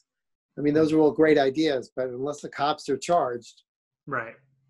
Barely charged. The stuff with like 8 can't wait is there's that. It's just like, it's just more rules, but we're still banking on the cops to police themselves, and that's the issue right now. One of the major issues right now. But also, for me, it doesn't address how we've like criminalized like everything, all like undesirable behaviors and people as just like criminal. Like, I don't know. Like, I just try to imagine, like, if there's no police force at all, who is that woman in Central Park calling because a black person like told her to put her dog on a leash, right? Like, I just don't know, like, if that changes. Well, like, I guess that's sort of what I was saying before, is just like, I don't necessarily know what it changes in terms of over policing, particularly poor communities and communities of color. I mean, domestic abuse cases. I mean, neighborly squabbles where people are fighting. Those are examples of cases I would call the cops because it's disturbing my peace, or domestic abuse for sure, the safety of the person. I mean, those are cases. The domestic abuse in particular is one that I feel like the cops are wholly unqualified for that. And, well, exactly, yeah. But who do you and say? no amount of training is going to, because that's the thing too, where there was I don't remember if it was the chief of Dallas police who was made a comment a few years ago about how like we just task the police with too much, that Yes. it's like we don't want to deal with homelessness, let the police arrest homeless people. Like we don't want to deal with we don't want to treat drug addicts, so let the police deal with it. Those are generally non-violent kind of crimes, but domestic abuse could be a serious case where the guy's got a gun or Sure, I guess I would just say the police have sort of proven time and time again all across the country to be wholly inadequate in dealing with domestic abuse. And without getting too much into it, but just like working on a domestic violence hotline, I can tell you that there's no shortage of people who just don't feel comfortable calling the police. But that's with the current police force. I'm saying with a reimagined police force, with a and without a police union, and with a process where police could be charged, I think might make for a different. But there are some cases, even simple cases like homelessness, drug addiction. There are other avenues you can go for that. You don't need the police for those sorts of things. You never need the police. No, not for that. But when these guys are like shouting at each other, beating the crap out of each other, how do I got to call somebody who's going to stop it. I'm not going to get into all that. Yeah. Because they have guns. Yeah. Well, that's a whole other aspect too, right? Is how, well, yeah. Police work is, which it's funny, like reading the data and seeing that, if you ask people what the most dangerous jobs in the country would be, you'd think cops would be like high up there, but they're not even like a top 10 most dangerous jobs. Not saying that it's not dangerous in any capacity, obviously, but like it's not as dangerous as they make it sound. But then also it's like, how different would the approach be if they didn't have to approach every situation with the idea that this person could be armed, right? Like that's another thing. Like British cops don't really carry guns, but also British citizens don't really carry guns. I know. So they sort of work in tandem. So, how do we justify laws that let people carry, not even just carry, but like, stand your ground laws, like in Florida, or castle doctrine, where you can just like threaten people, even in like public settings, and just say it was self-defense, I felt threatened, and that's legal. Like it can't make policing, even as it is, any easier. No, that's true. But there's no, not, God forbid, we put restrictions on God forbid public gun carrying. Yeah. So it's all intertwined. You're right. I mean, but you got to start somewhere. Yeah.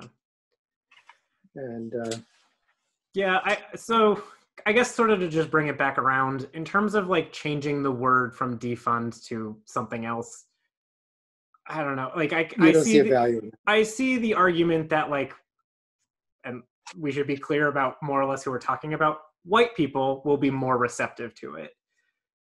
I don't think that there's anything innately wrong with saying defund the police. Like, I don't think that like, I don't know. I know that I just made a case for abolishing police kind of completely as we know it. But certainly not everybody saying defund the police feels that way.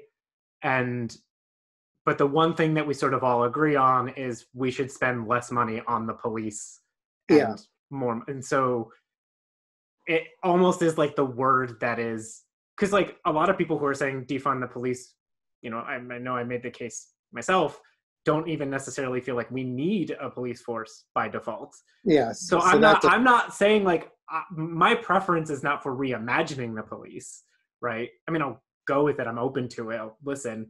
But like, my argument isn't that we should reimagine it, right? But if you say defund doesn't necessarily So like I almost feel like defund is the one word that kind of is like actually applicable to every position.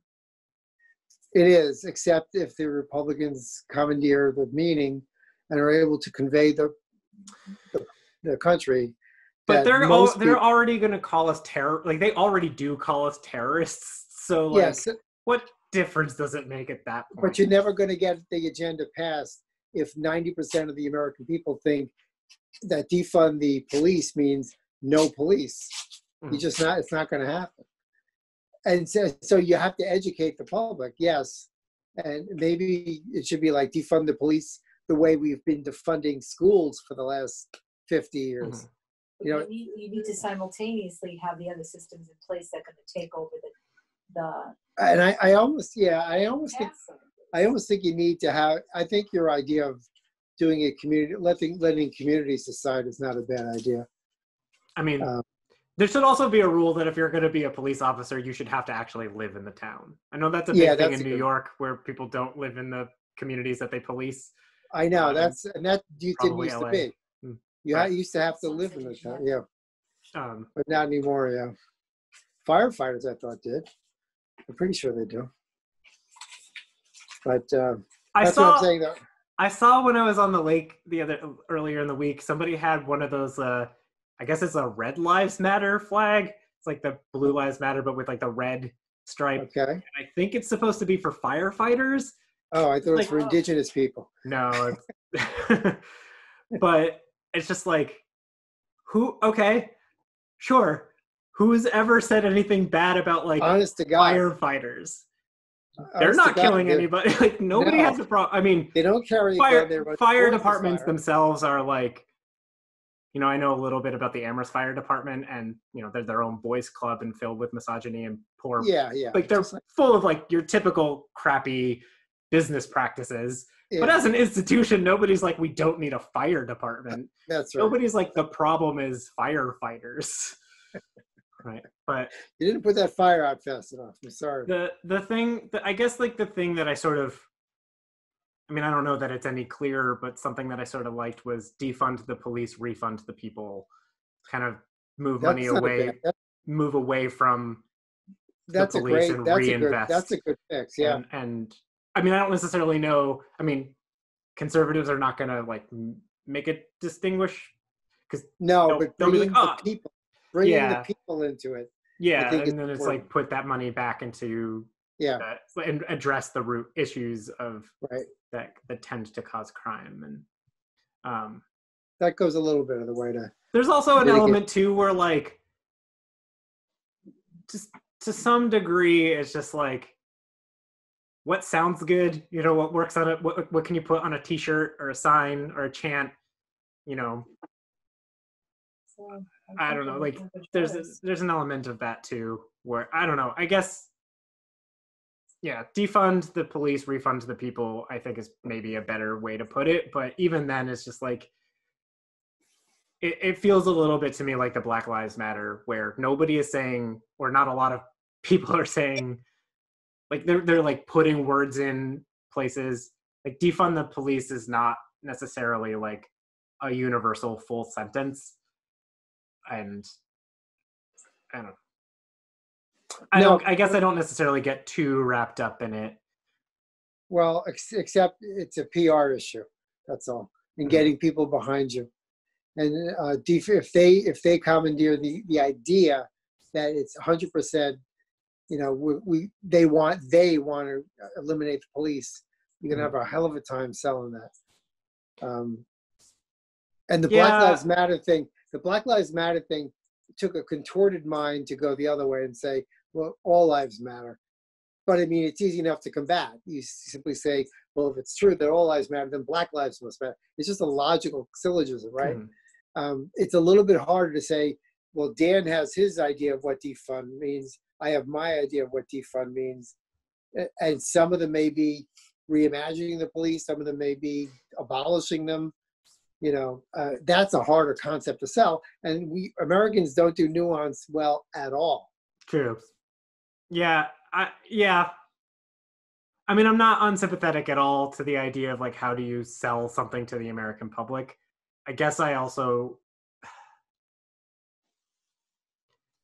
I mean, I don't really necessarily spend too much time worrying about like what Fox News is going to say, because they're going to say what they're going to say anyway, no matter what. Yeah. And that also like their followers are going to think what they're going to think no matter what. And for a lot of people, like, I feel like if I say defund the police, it's more of like the entry point of a conversation than just like the end point. And maybe that's how you leave it. Maybe that's how. Right. Maybe that's what you use it as a starter conversation. I know it's not as like kind of universal. It's not as safe as like Medicare for all. Yeah. Or, like not a lot of people really know what that means, but it sounds really nice. Yeah. But I don't know. Like there's also a point of just like everything in terms of like racial justice in this country is always unfavorable to the masses. Right. The next season of Fiasco is going to be about the busing in Boston in the 70s. Yeah. And that was not that long ago. And, no, it wasn't. you know, I think everything, you know, again, like everybody loves to quote Martin Luther King and cite him as like this beacon. And not that I don't think that they should, but Martin Luther King was one of the most hated men in America when he was alive.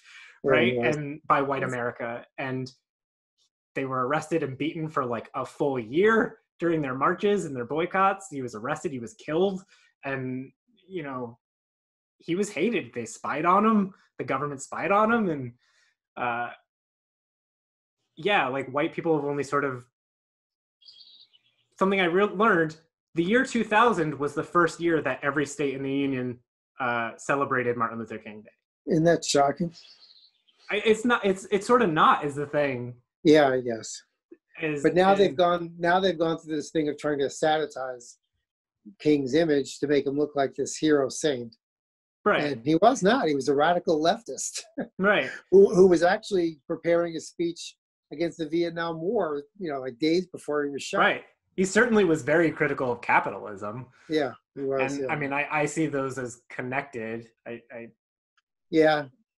Because of the way that we like Dan, criminalize. you just need to move to Canada. Apparently, New Zealand is where it's at. Oh, New Zealand. They've been like getting everything handled. Yeah, I got a friend who lives there. She loves it. Yeah, I'm almost more. I mean, I know every country that is now like settled or predominantly white is going to have. You know, New Zealand has issues with their indigenous people. Canada, same thing. Yeah. You know, but I don't know, a place that at least sounds like they care about changing.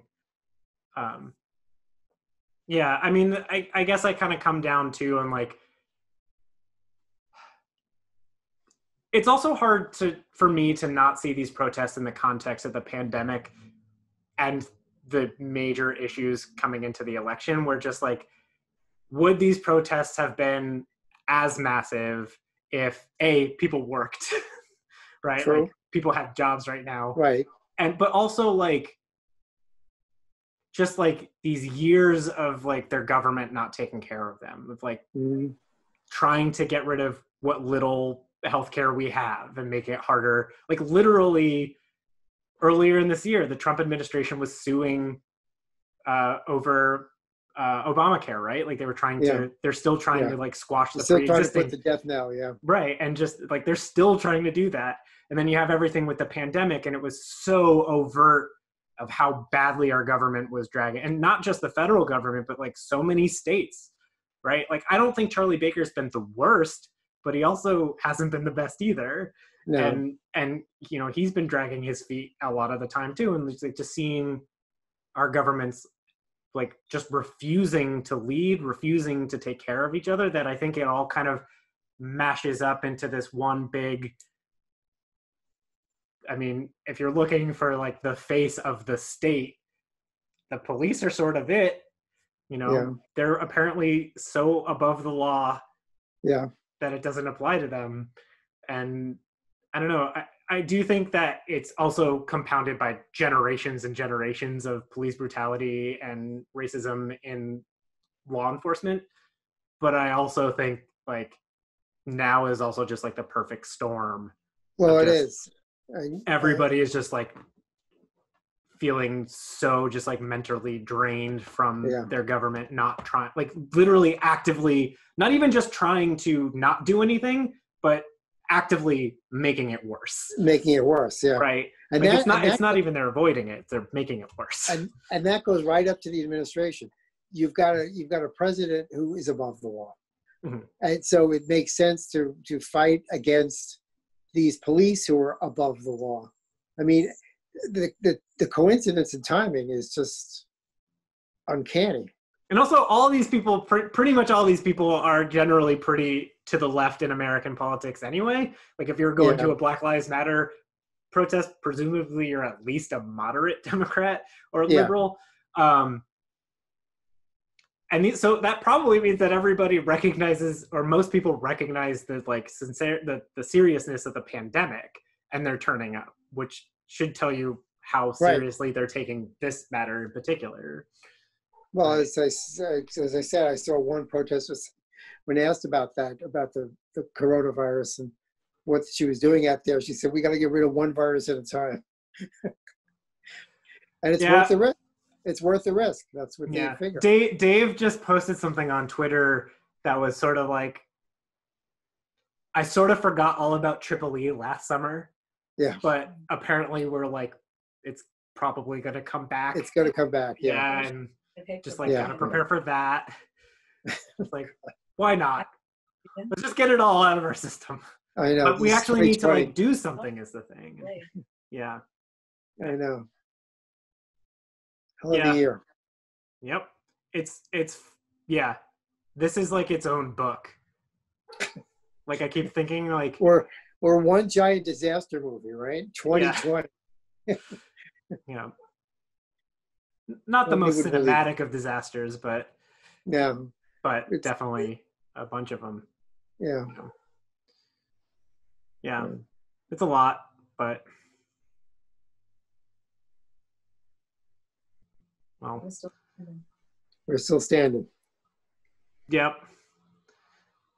We'll see what the rest of the year. I almost totally like I kind of almost forgot at some point that there even was an election. Like that fell.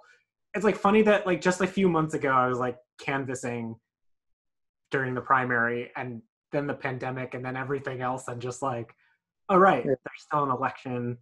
Yeah. It's hard to believe. Yep. Do you know, are we gonna be able to mail in votes? Is that a thing happening in Massachusetts? Mass has been I did it in the last special election, and I'm going to ask to do it again for November. Mm-hmm. I mean, if I do it early enough, again, we can flatten the curve so that maybe the ballots can get read quicker. Mm-hmm. That's what they're trying to preach now is order your absentee ballot early so you can make it easier for them to be. So it was painless and worked perfectly. So. Yeah.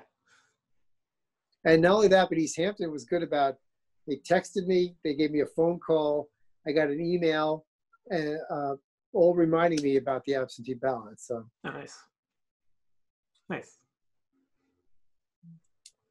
Yeah. So what else?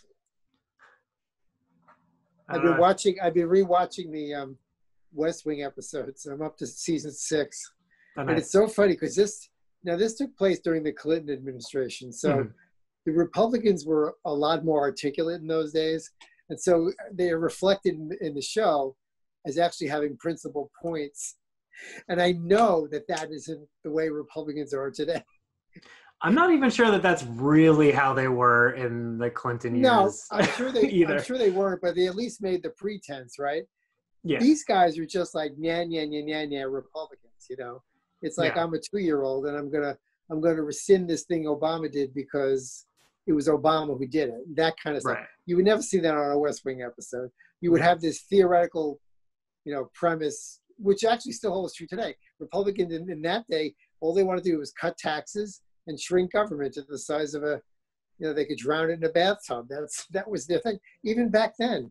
And it's been proven not to work, but we still fall for it. Yeah. Yeah, it's also funny just seeing because they don't want to shrink all government, right? No, they want government for your abortions. They want to make sure government's going to make sure you don't have an abortion. Or they're I mean, I know Democrats also have increased policing and police spending too, but like Republicans are never gonna like ever consider shrinking a police budget at all. Right. Even though if we're talking about fiscal responsibility, why does any police department need an armored tank? Right. But yeah. Yeah, and then I'm seeing reports about how like ICE has been operating during these protests too. Oh God. And like they've been going under the radar because of this. I mean, ICE is definitely the organization that I have no qualm saying abolish. Yeah, absolutely. I agree with you on that. Like, totally agree. Police, okay, I understand people's hesitation on it. Abolish ICE. It's just insane what they're able to do. Yes. And just the severe lack of humanity, and that we just get mad for like a week when a story breaks and then forget all about it. Yeah. No. Yeah. You got this human shitstorm in the presidency, so. Yeah, I don't know what to do about it. We're gonna vote him out. Yeah, it's just sort of like long term. How do we? Because I don't just think about. I mean, yeah, it's super important to get Trump out, but it's also how do we prevent this from happening again? Yeah, I don't know that you can, but I would like to find ways to do it. You know, you have to wonder if these Senate Republicans who are so afraid of losing their seats, if let's assume some of them, God willing, not all of them, especially Mitch McConnell, Lindsey Graham, let's assume some of them keep their seats. You have to believe some of them would work with Democrats on putting some sort of things in place to sort of guardrails around this kind of thing from happening again. Mm. Because at that point, the threat of their, you know, although I suppose Trump could still threaten to go out as a civilian and campaign against them, but it doesn't carry the same weight when you're not president. Mm-hmm. They wouldn't be under the threat of having Donald Trump disapprove, and you could actually like legislate. I mean, be responsible. Mm. You know. I mean, I don't. Maybe it softens up the turf a bit for reform. You know. Mm-hmm. Yeah, I guess I sort of start to wonder a little bit about the value of the Senate in the first place, because it's such a small group of people at the end of the day, and especially of partisan politics. Like, not that I think like the House has been particularly keen to work with each other, but you'll see a little bit more of it there than you see in the Senate these days. And I'm almost like, I mean, that is the more representative branch of government, chamber of the House. Like, just like, maybe that's what should have more power than anything else. Yeah. And I don't know. I mean, the only real reason we think that this is like the best form of government is like this is what we were raised to think. But it's like not any more or less effective. I just got into a conversation with a friend who was just saying like, talking about the problems with like singular rule, like you just have like one person at the head of everything. I'm like, there are pros and cons to that. Like, con is like you have somebody like Trump and it's just terrible and they're ineffective or whatever. Pro is like you could have somebody who's actually competent and knows how to govern and is effective.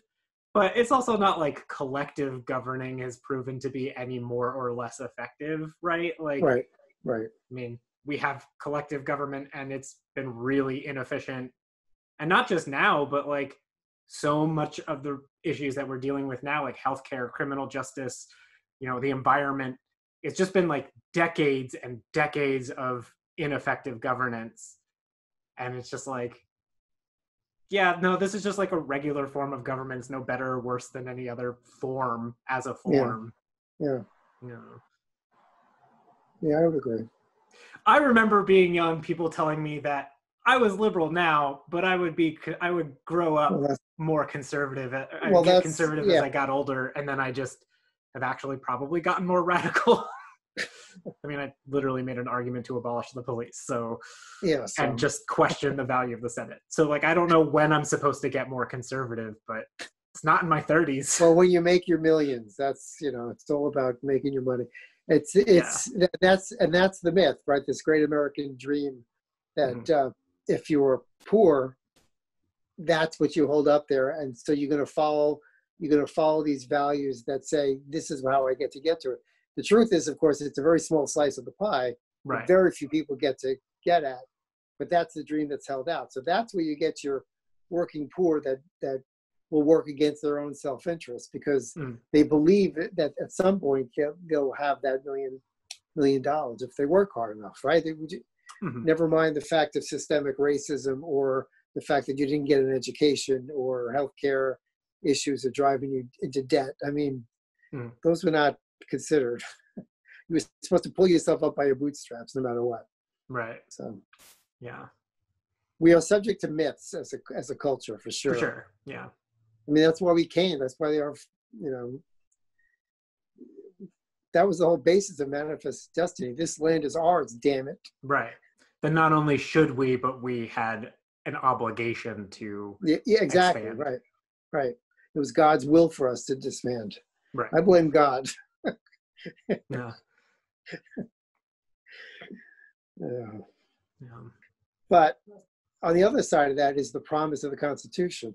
And if equality, and granted, that's not a perfect document by any stretch, but if we start to interpret it as equality for all, that's the direction we need to move towards. And that's what we have over during the 50s and 60s, it was a tumult, but, we've made great progress until the 80s and 90s, specifically the 90s and the 80s, actually. I think Nixon's sort of the start of it, but Reagan definitely made it like the priority. Yeah. He invented the welfare queen, so that. But he certainly didn't invent race. The racism that Boston saw. Sure. I mean, that was terrible in the 70s for that, and it's starting to flare up again. They're talking about busing kids again, and it's just rearing up old animosities. But it's a little different now. Boston's a little bit more already integrated than it was back in the 60s, but I wouldn't be surprised if you'd see some really ugly Boston. Oh, for sure. I mean, there was, what was a few years ago, This American Life did like a 2-episode series about like busing in St. Louis, and they aired clips from like the PTA meetings, and boy, it was just very ugly. Yeah. And it's just for the crime of sharing your space and resources with underprivileged people, predominantly of color. Yeah, that's and it was naked. It was raw. It wasn't hidden. Yeah, I mean, I think about that too in terms of when you talk about like states teaching history. Like, we didn't really talk too much about the busing riots in Boston when I was learning stuff in that. Like, we learned about the Deerfield massacre. Oh, the Deerfield massacre made it. Well, yeah, but not like the Boston busing riots. And that's kind of strange. To me, like some of the images that I think of in terms of like what is like the visual representation of just like vile racism. Yeah, I see a lot of the response to Martin Luther King's marches in Selma, but also like white people, women and kids throwing rocks at buses filled with black children. Yeah. Just like it's just ugly. We're just seeing them scream at literal children. Yeah. And just like, they of all people have like nothing really to do with any of this. They're exactly. How you can put a child is just beyond right. And that you're gonna like not only hate that they're there, but let them know that you hate them. It's just like So we need to eat dinner at some point. Yeah, that's probably. Are we gonna do this again, or? We should do this again. Okay. Do Friday, like, is there any particular day that typically works? Well, normally any day I'm not getting chemo. Oh, okay, yeah. Or transfusion, but I'm home. I'm here. Okay, yeah. I mean, if Fridays seems like a good regular thing, you can do that. Friday would work. Yeah, that'd be good. Cool. We could do it during the day, maybe, or something. Sure. Yeah. All right. Well, this has been fun. Yeah, it's nice to talk to you. We need to get a pint of beer in front of us. We can. Do ice cream cake tomorrow? Yeah, we're doing ice cream cake tomorrow. What time is that? Well, I wasn't gonna offer dinner, sorry. Well, we're offering cake, so Like maybe, ice cream. I don't Cake know. is a dinner if you eat it.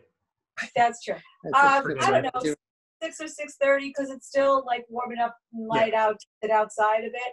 I'll just double check with Kate and Matt tomorrow, and I'll let you know. Is that okay? Yeah, sounds good. Alrighty. Thanks, Dan. All right. See you tomorrow. I love you. Okay, I bye. love you too. Okay, take Bye. care. You too. Bye.